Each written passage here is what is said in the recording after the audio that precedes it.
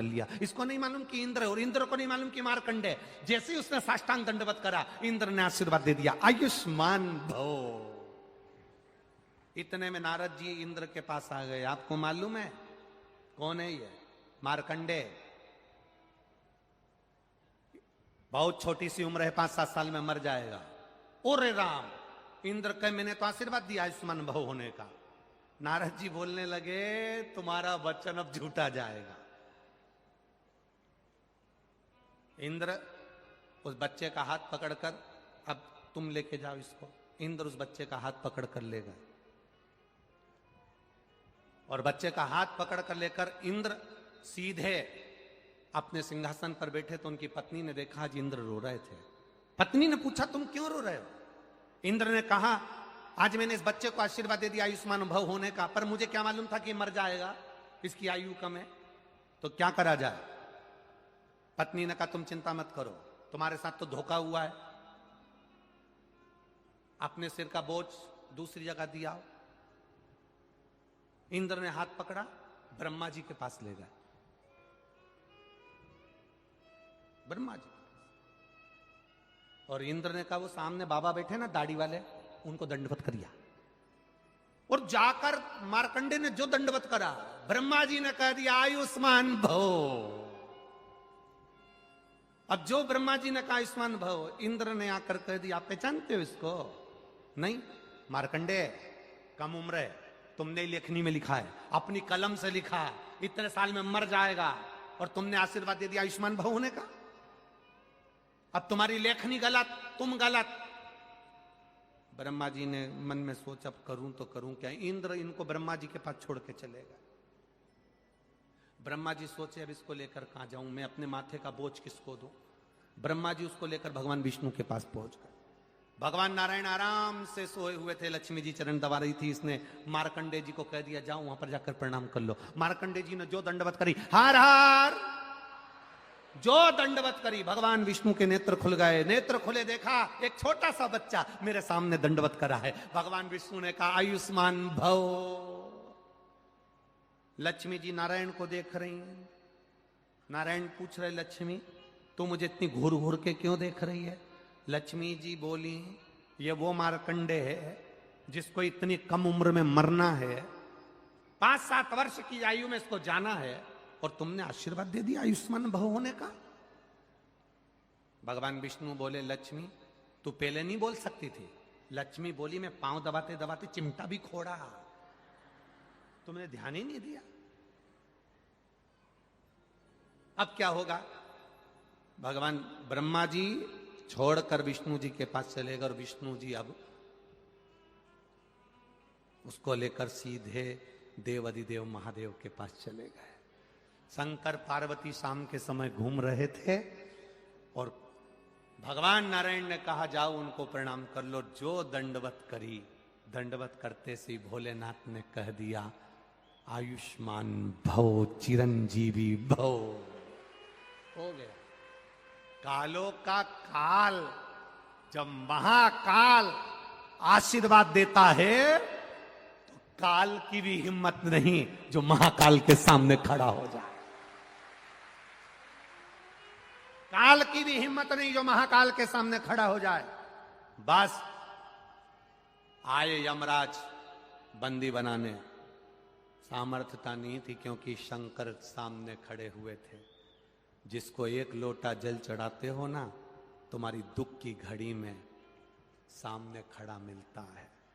Hospital में दवाई देने वाले मिलेंगे, हॉस्पिटल में तुम्हारे हॉस्पिटल का बिल देने वाले मिलेंगे, हॉस्पिटल में डॉक्टर, नर्स, सिस्टर, मशीनें, दवाई, भोजन सब मिलेंगे, पर हॉस्पिटल में उम्र देने वाला केवल एक होगा।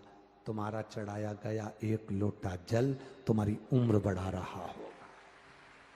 23 साल में किसको अंदाजा कि 23 साल बाद भी औलाद हो जाएगी? आस छोड़ दी, विश्वास छोड़ दिया, सब कुछ छोड़ दिया, पर टीवी पर कथा सुनी और विश्वास जागा। विश्वास जागा तो पशुपति व्रत किया, एक लोटा जल देवादिदेव महादेव को चढ़ाना प्रारंभ किया। जो दुनिया में कोई नहीं दे सकता वो मेरा काल अधिपति देता है, कुबेर भंडारी देता है। जो दुनिया में कोई नहीं दे सकता वो कुबेरेश्वर महादेव देता है, महाकाल राजा देता है, कृष्णेश्वर देता है। दुनिया के लोग कहते हैं गुरुजी आप कथा करने के लिए आते हो, इतने लोग कथा सुनने आते हैं, आप कहते हो कथा सुनकर जाओगे, बाबा झोली भर कर देगा, अगला पत्र अगली कथा में आपके मिलेंगे। आप इतना विश्वास से कैसे कह सकते हो? आप इतनी विश्वास से कैसे कह देते हो? हमारा कहना है कथा करने हम नहीं आते, ये शिव पुराण लेकर हम नहीं आते। हम तो ये जानते हैं जब सीहोर से चलते हैं तो मेरा कुबेरेश्वर महादेव साथ चलता है और वो लुटा कर जाता है। मेरा कुबेर भंडारी, मेरा महाकाल राजा, मेरा कृष्णेश्वर, मेरा नागेश्वर, मेरा सोमनाथ, मेरा विश्वनाथ लुटाने वाला वो है। हम तो निमित्त, केवल निमित्त है कथा के, केवल।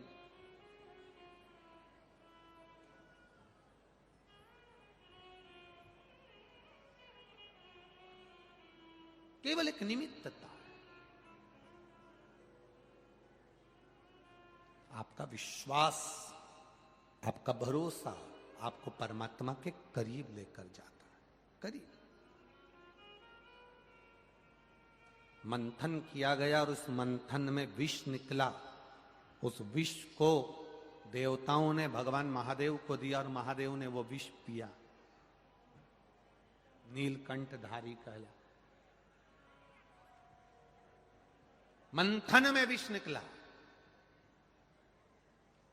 होगा जब परिवार में मंथन होता है ना, परिवार में जब मंथन होता है, जब परिवार में कुछ खींचा खाची होती है, सबसे ज्यादा विष घर के बड़ों को पीना पड़ता है। जैसे महादेव ने विष पिया था, वैसे घर का जो बड़ा होता है विष उसको पीना पड़ता है मंथन में। जब परिवार में खींचातानी हो, परिवार में कहीं ना कहीं तानाकसी होती है, घर का जो बड़ा होता है, घर का जो बुजुर्ग होता है, घर का जो बयो होता है, बस सबसे ज्यादा सुनना उसी को पड़ता है। आप घर के बड़े हो, आपको सुनना पड़ेगा।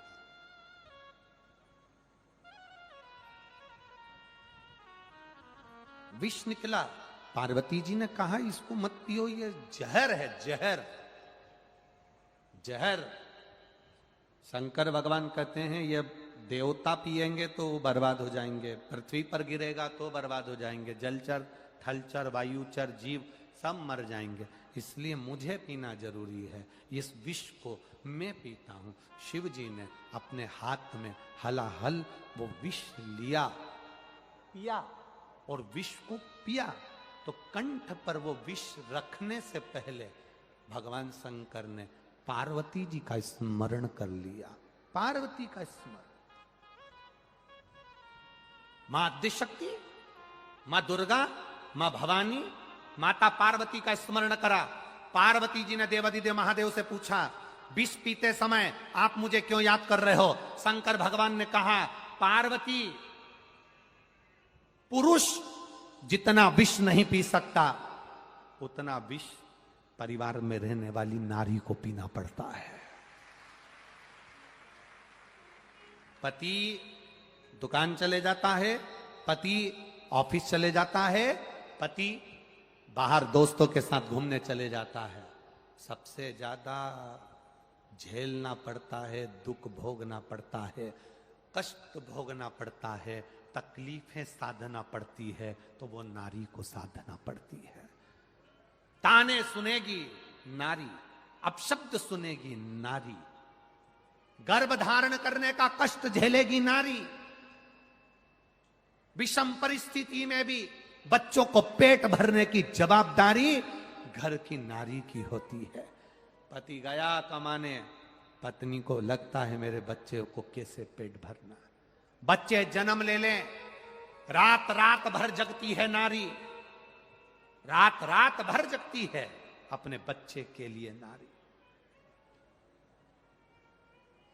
जिस बच्चे से इतना प्रेम करती है, स्नेह करती है, शादी होने के बाद बहू आ जाती है और अब 1 मिनट में अपने बेटे को भी बहू के हवाले कर देती है नारी।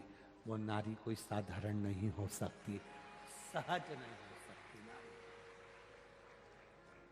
नारी का जीवन बड़ा विचित्र जीवन है, बड़ा विचित्र।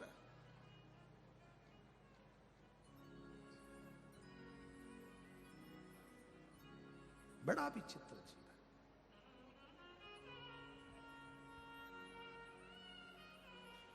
रोती भी है, मुस्कुराती भी है,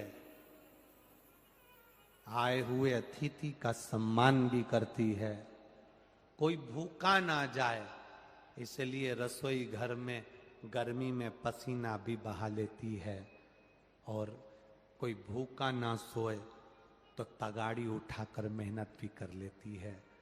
पति के साथ कदम से कदम मिलाकर खेत में काम भी कर लेती है।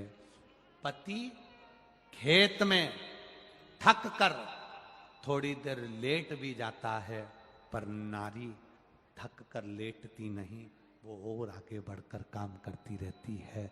वो भारत की नारी होती है, भारत की। संघर्ष का जीवन।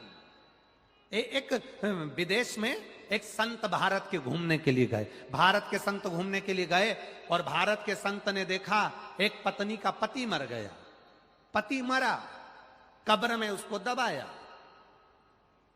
पत्नी विदेश की पति की कब्र पर पंखा कर रही थी, पति की कब्र पर पंखा कर रही है वो विदेश की नारी। भारत के संत को अच्छा लगा, भारत के संत ने नारी को प्रणाम करा। आप तो हमारे भारत की नारी से भी बढ़कर नारी हो। भारत की नारी पति मरता तो उसके साथ सती हो जाती है, पर विदेश की नारी तुम तो धन्य हो। पति मर गया तो उसकी कब्र पर पंखा कर रही। पति मर गया, उसकी कब्र पर पंखा कर रही हो। तुम भारत की नारी से भी बड़ी नारी हो, मैं तुम्हें प्रणाम करता हूं। पूछा, तुम अपने पति की कब्र पर पंखा क्यों कर रही हो? वो विदेश की नारी कहती है, हम पति की कब्र पर पंखा इसलिए कर रहे हैं क्योंकि हमारे यहाँ की विदेश की ऐसी रीति है, जब तक पति की कब्र सूखे नहीं तब तक हम दूसरी शादी नहीं कर सकते। ये विदेश की दशा है।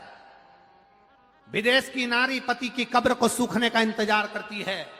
भारत की नारी पति के साथ कदम से कदम मिलाकर साथ चलने की सामर्थ्यता रखती है। सामर्थ्यता भारत की नारी रखती है, कदम से कदम मिलाकर चली जा रही, मेहनत में पीछे नहीं हटती।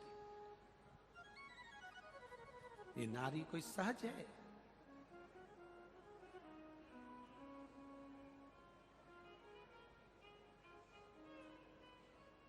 कल कह रहे थे कार्यकर्ता, गुरुजी आपके ये श्रोता हैं ना, ये बड़े विचित्र हैं, ये सुनते ही नहीं है हमारी। तो हमने कहा हमारी तो पूरी सुनते हैं, कि बस तुम्हारी सुनते हैं। हम इनसे इतना कह दिए कि तुम उठकर इधर के उधर बैठ जाओ, एक नहीं उठी, एक, और उल्टा हाथ में पानी लेकर शराब देने लगी। तो हमने भी कहा तू तो बैठी रहे, तेरे पांव पड़े, हम जा रहे, चले।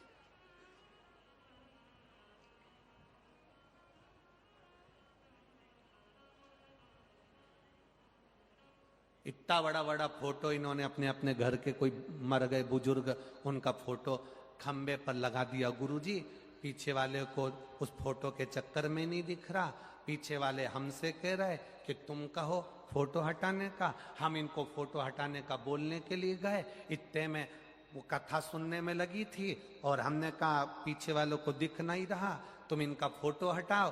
तो वो हमसे कहती है तेरे में दम हो तो तू हटा ले जा। और हम फोटो खोलने लगे तो ये साड़ी सिर पे डाल के यूं बैठ गई। अब हमको डर लगे कि नहीं लगे गुरुजी, हमने फोटो छोड़ दिया, वापिस चले गए। अब आप बताओ गुरुजी, अभी कैसे सुने ये? अब तुम कहते हो नहीं सुनती, अभी हम तो कहें तो ये सुनती वो 1 मिनट में। अभी देखो बोलबम का नारा है, सुनी कि नहीं सुनी बोलो? सुनी। अब तुम कहते हो नहीं सुने हैं, हमारी सुनते हो। चलो भगवान की कृपा है री बाबा, यही कृपा बनी रहे, बस स्नेह आपका बना रहे। सुनना, स्मरण किया, भजन किया। जब दुख की घड़ी आती है, उस दुख की घड़ी में सब हिम्मत हार जाते हैं, पति भी हिम्मत हार जाता है। तब घर में एक नारी पत्नी ऐसी होती है जो कह देती है घबराओ मती, ज्यादा टेंशन मत लो, मैं बैठी हूं, कहीं ना कहीं से कोई व्यवस्थापन करेंगे, बाबा संभालेगा, हो जाएगा। हिम्मत देने का काम भारत की नारी करती है। मांबे, जगदम्बे, जगतधात्री, दुर्गा भवानी, मां पार्वती शिव जी से पूछ रही हैं, आपने मुझे विष पीते समय याद क्यों करा? शंकर भगवान कहते हैं तू आद्य शक्ति है, तू दुर्गा है, तू भवानी है, मेरे कंठ पर तू रहेगी, विष पीऊंगा, उस विष को तू नीचे नहीं उतरने देगी।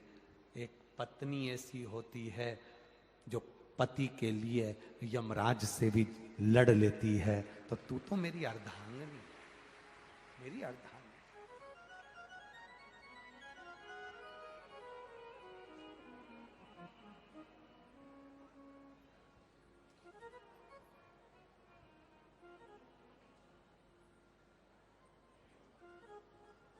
एक आपका स्नेह है, और ये तुमने जो गिफ्ट मांगा है ना, ये केवल तुम्हारे लिए नहीं है, ये जितने लोग टीवी पर कथा सुनते हैं और जितने लोग यहाँ कथा सुन रहे हैं, सभी के हित का है, सभी के हित। भगवत भजन, स्मरण, भक्ति, विश्वास, दृढ़ता। मां विष को झेलने के लिए गले के अंदर जाकर विराजमान हो गई मां पार्वती। विष नीचे नहीं उतरने दिया मां ने, विष नीचे नहीं।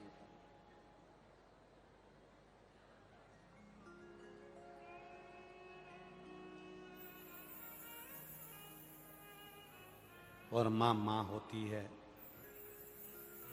नीलकंठधारी भगवान शिव कहला है, नीलकंठ, नीलकंठ। सहज नहीं है शिव महाराज। भाव हृदय से, दिल से जो उसको पुकारता है, मेरा शिव अकेला नहीं, मेरे महादेव जहां जहां रहे हैं उनके साथ में आद्य शक्ति भी रही है। इसलिए शिव शक्ति दोनों का वर हमको प्राप्त होता है, शिव शक्ति दोनों का आशीर्वाद हमको प्राप्त हो। शिव और शक्ति दो।